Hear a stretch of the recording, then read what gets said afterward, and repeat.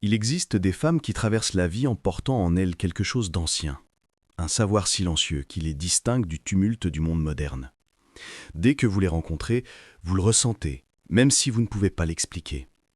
Leur présence dégage une profondeur qui ne s'apprend pas dans les livres, ni ne s'acquiert par l'expérience. C'est une source intérieure, semblable à une eau souterraine qui coule depuis bien avant cette existence. Dans leurs yeux, on devine des voyages à travers des paysages intérieurs que la plupart des gens n'apercevront jamais.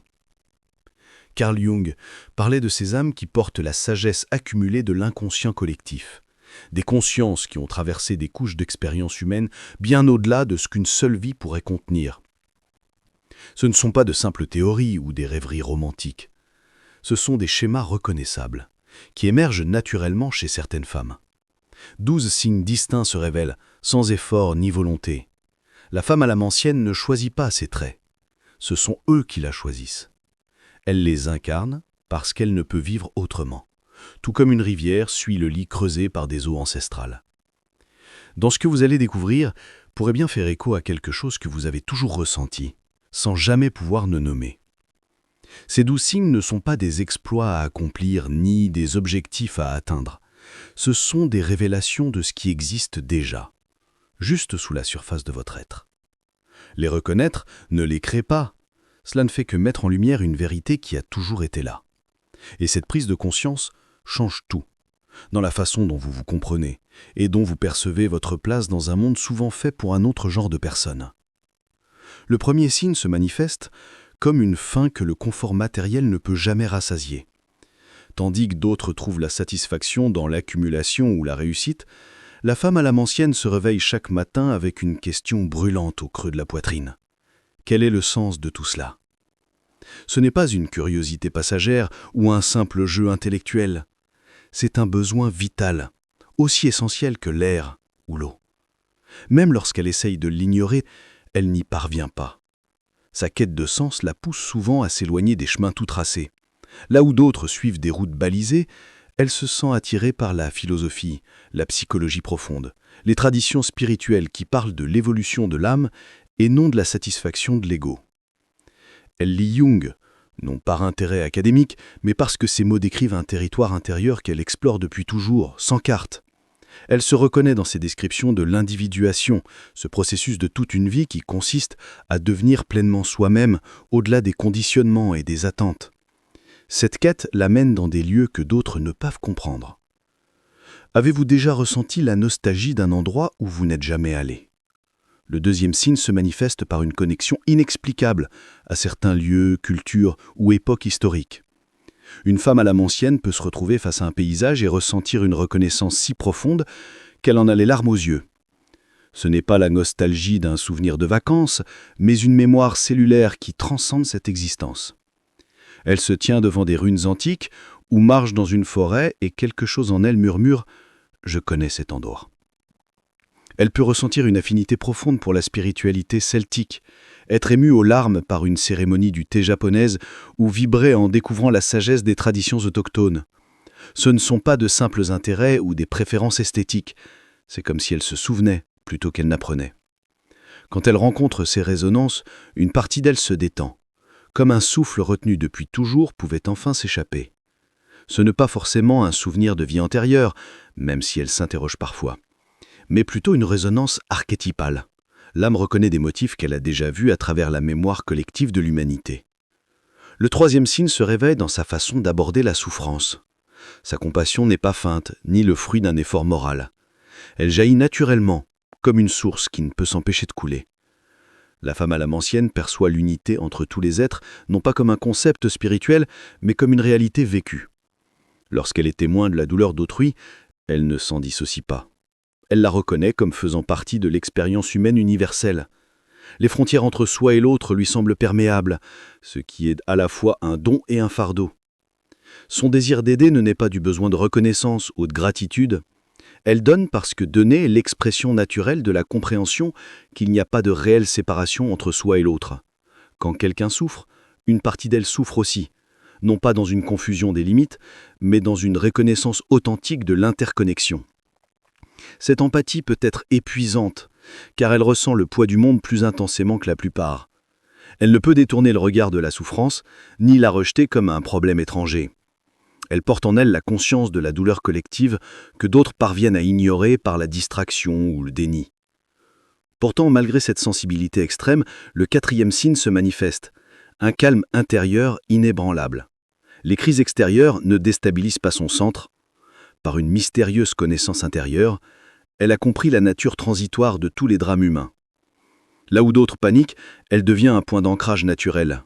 Non parce qu'elle est indifférente, mais parce qu'elle a appris que la tempête finit toujours par passer. Elle a développé ce que Jung appelait la fonction transcendante, la capacité à tenir la tension entre les opposés sans s'effondrer d'un côté ou de l'autre. Dans les moments de désespoir collectif, les gens se tournent instinctivement vers elle, sentant sa stabilité, même s'ils ne savent pas l'exprimer. Sa simple présence rappelle qu'il est possible de rester centré, même lorsque le monde vacille. Elle ne prêche pas, ne rassure pas avec des platitudes vides. Son être même devient un rappel qu'il existe en nous quelque chose d'indestructible, une essence qui survit à toutes les pertes et trahisons. Cette stabilité intérieure permet au cinquième signe de se manifester avec clarté.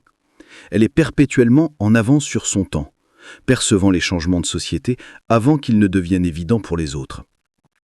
La pensée jungienne explique cela par une sensibilité accrue aux archétypes qui s'agitent dans l'inconscient collectif, bien avant qu'ils ne se cristallisent en mouvements sociaux ou en prise de conscience généralisée. Jung croyait que les grands changements culturels naissent d'abord dans l'inconscient collectif, se propageant à travers les rêves, l'art et les intuitions des personnes sensibles, bien avant de devenir des phénomènes sociaux visibles.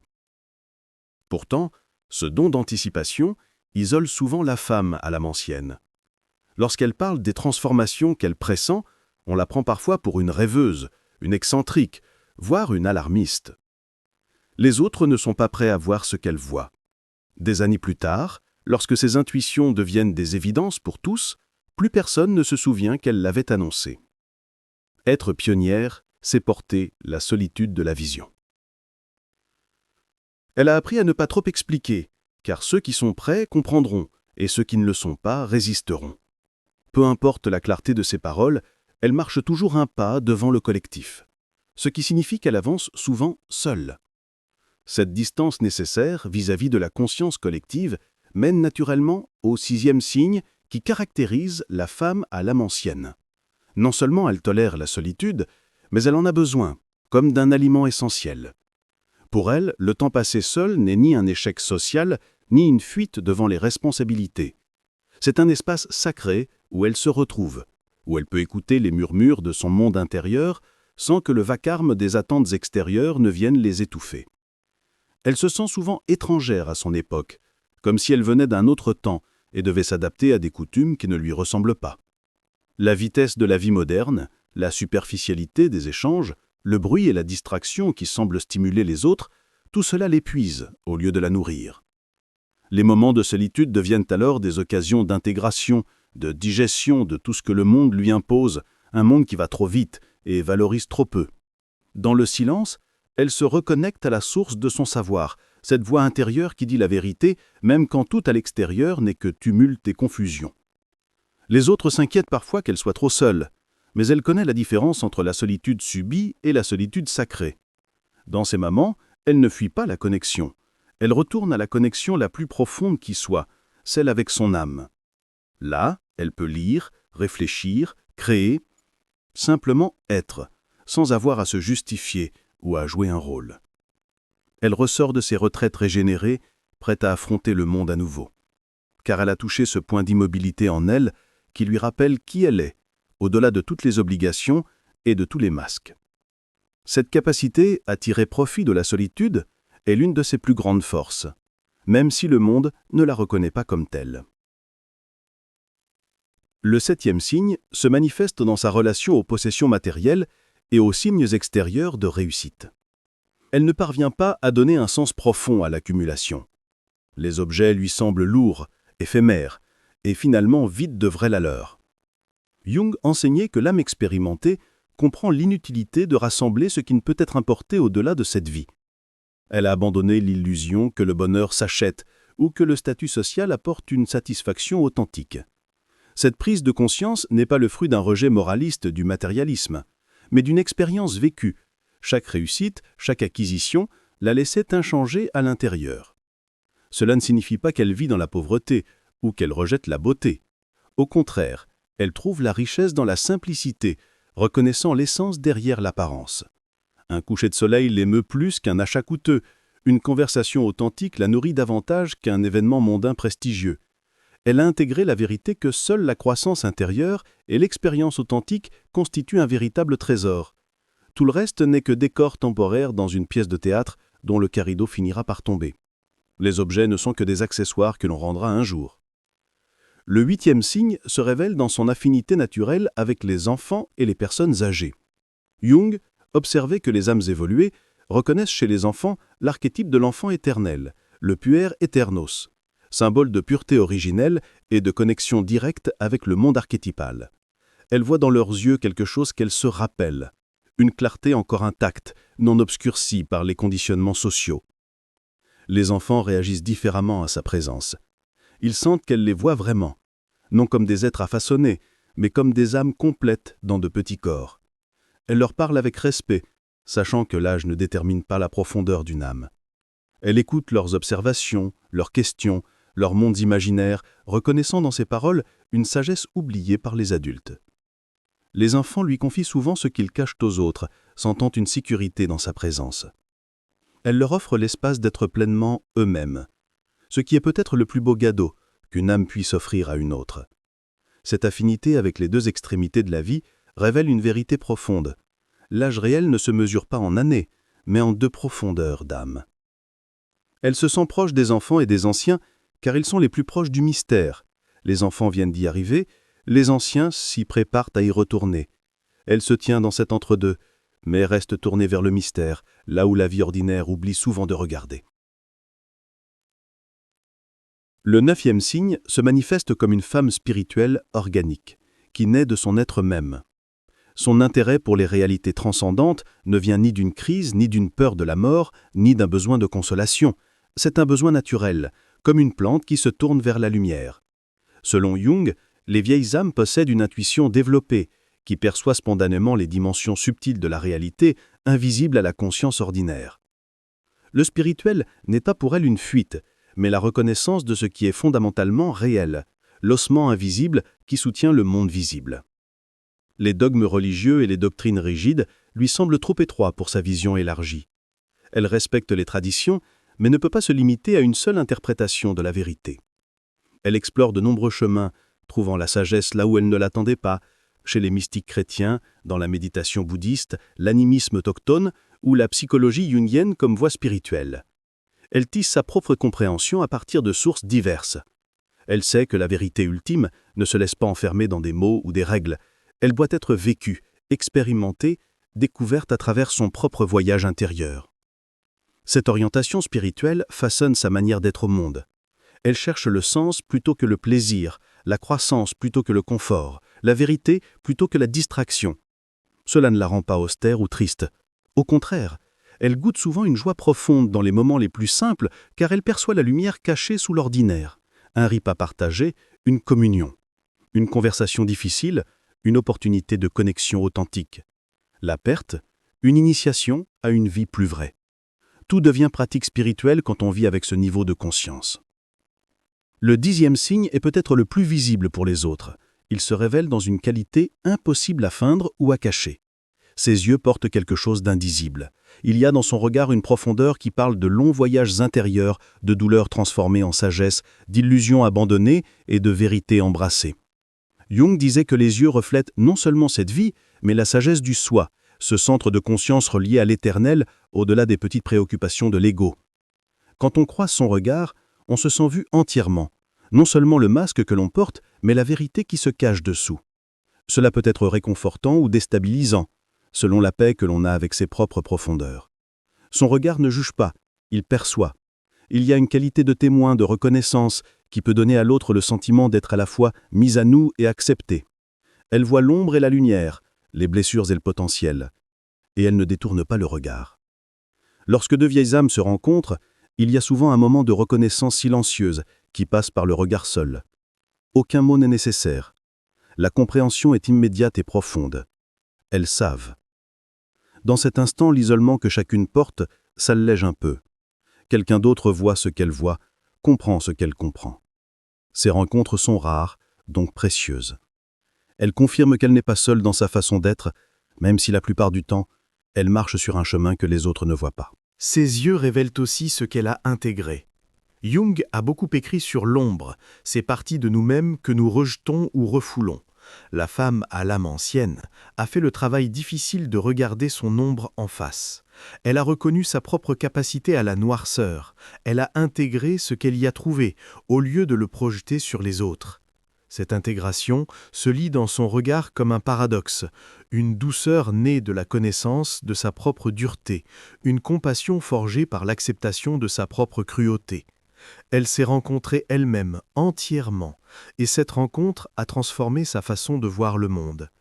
Le 11e signe se manifeste par une intuition puissante, un savoir qui dépasse l'analyse rationnelle. Ce n'est ni du hasard, ni du vœu pieux. Son intuition fonctionne comme une ligne directe avec l'inconscient collectif, puisant dans une sagesse qui échappe à la pensée linéaire. Jung expliquait que l'intuition est la voix de la psyché, qui s'exprime à travers la conscience du moment présent, en s'appuyant sur des connaissances qui dépassent l'expérience personnelle.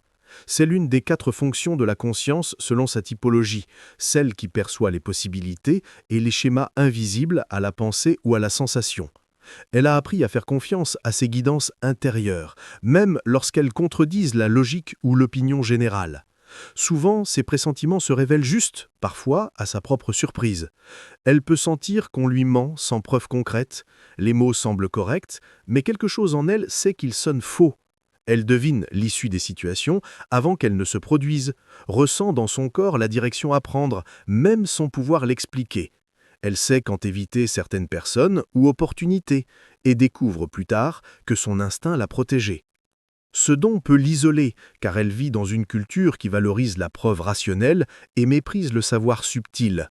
Quand elle suit son intuition, on remet parfois en question ses choix, on la trouve irrationnelle. Mais elle a appris à ses dépens que négliger cette voix intérieure mène toujours au regret. Chaque fois qu'elle a ignoré ce savoir silencieux pour plaire aux autres ou se conformer à la logique extérieure, elle en a payé le prix. Elle a donc appris à honorer ce don, même si elle ne peut pas toujours le justifier, même si cela la fait paraître étrange ou imprévisible. Son intuition guide aussi son évolution spirituelle et psychologique. Elle sait quand il est temps de quitter une situation, quand une relation a accompli son rôle, quand elle doit se retirer pour travailler sur elle-même ou quand elle est prête à renaître dans une nouvelle expression d'elle-même.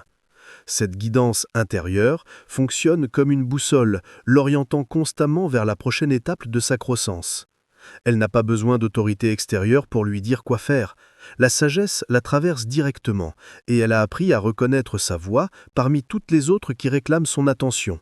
Le 12e et dernier signe se manifeste dans sa compréhension exceptionnelle de la nature humaine. La femme à l'âme ancienne voit à travers les masques sociaux avec une facilité déconcertante. Elle perçoit les motivations cachées, les schémas inconscients, les blessures que les gens s'efforcent de dissimuler. Jung disait que ceux qui ont intégré leur propre ombre reconnaissent naturellement les jeux de l'ego chez les autres. Ayant affronté sa propre noirceur, sa propre capacité à l'auto-illusion, elle lit ces mêmes dynamiques chez autrui comme une carte qu'elle connaît par cœur. Elle n'est pas dupe du charme ou des belles paroles, elle lit l'énergie et l'intention plus sûrement que les mots ou les actes. Quelqu'un peut parler avec éloquence, mais elle sent le vide derrière le discours. Un autre peut être maladroit, mais elle perçoit le cœur authentique sous l'apparence gauche. Cette lucidité la protège des manipulations et des relations toxiques. On ne la trompe pas facilement, on ne l'attire pas par des simples apparences. Elle voit ce qui est vrai. Mais cette clarté engendre aussi une forme de solitude. Quand on voit à travers les faux semblants, la connexion authentique devient rare et précieuse. La plupart des échanges sociaux restent en surface, un niveau où elle ne peut plus vraiment se retrouver. Les conversations superficielles l'épuisent, car elle perçoit les émotions et les besoins réels derrière les politesses, la douleur que les gens cachent, les désirs qu'ils n'osent plus exprimer. Elle se retrouve souvent entourée, mais profondément seule, car peu de personnes sont prêtes ou capables de la rencontrer à la profondeur où elle vit naturellement. Elle n'est pas arrogante face à cette conscience. Au contraire, cela la rend plus compatissante. Elle comprend que la plupart des gens sont guidés inconsciemment par des blessures et des peurs qu'ils n'ont pas encore affrontées. Elle voit l'enfant dans chaque adulte, la souffrance derrière chaque défense, le désir derrière chaque masque. Cette compréhension l'empêche de juger, même si elle crée une distance. Elle ne peut plus faire semblant de ne pas voir, ni revenir à l'innocence de tout prendre au premier degré. C'est le prix et le privilège de la vision profonde. Ces 12 signes ne sont pas des trophées à collectionner, ni des objectifs à atteindre. Ils émergent naturellement comme des fleurs sur un arbre aux racines profondes. La femme à l'âme ancienne ne cherche pas à prouver sa maturité, ni à elle-même ni aux autres. Elle vit simplement à partir de cette réalité, souvent sans même réaliser à quel point son monde intérieur diffère de celui des autres. Elle peut traverser la vie en se sentant perpétuellement étrangère, se demandant pourquoi elle ne peut pas être normale, pourquoi elle ne trouve pas de satisfaction dans ce qui comble les autres, pourquoi elle est faite autrement. Jung nous rappelle que se reconnaître comme une vieille âme n'est pas une raison d'orgueil, mais une invitation à la responsabilité. Cela demande d'honorer son chemin unique d'individuation, ce processus de toute la vie pour devenir pleinement soi-même. Cela exige d'accepter à la fois les dons et les fardeaux qui accompagnent la vision profonde. On ne peut plus ignorer ce que l'on sait, on ne peut plus revenir à l'innocence une fois que la lumière s'est allumée. C'est votre tâche. Vivre votre vérité avec intégrité, même si le monde ne comprend pas ou ne valorise pas ce que vous apportez.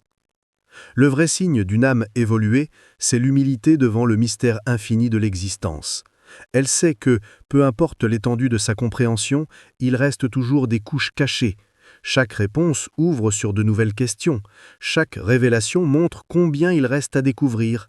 Elle avance sur son chemin avec dignité et grâce, sans chercher les applaudissements ou la reconnaissance, simplement fidèle à la sagesse ancienne qui vit en elle. Elle a compris que sa valeur ne dépend pas du regard ou de l'approbation des autres. Elle existe en elle, tissée dans la trame même de son être. Si ces signes ont résonné en vous, peut-être avez-vous toujours su, sans pouvoir le nommer, ce que vous êtes en train de découvrir. Cette reconnaissance n'est pas la fin d'un voyage, mais un nouveau commencement, une invitation à vivre plus consciemment à partir de votre vérité profonde. Vous n'êtes pas seul sur ce chemin, même si cela en donne l'impression parfois. D'autres marchent à vos côtés, comprennent ce mélange unique de dons et de solitude, voient ce que vous voyez, ressentent ce que vous ressentez. Abonnez-vous pour continuer à explorer les profondeurs de votre âme à travers la sagesse de Jung et les mystères de la psyché féminine. Partagez en commentaire lequel de ces 12 signes a le plus résonné avec votre expérience. Vous reconnaissez-vous dans ce portrait ? Avez-vous eu du mal à comprendre pourquoi vous vous sentez si différente ? Votre histoire compte. Votre savoir ancien a un sens, et d'autres ici ont besoin de savoir qu'ils ne sont pas seuls à porter cette conscience particulière. Marchons ensemble sur ce chemin, honorant les vieilles âmes qui détiennent la sagesse dont le monde a tant besoin, même s'il ne sait pas encore comment la recevoir. N'hésitez pas à demander des ajustements ou une version plus courte pour une description ou à me confier d'autres textes à adapter.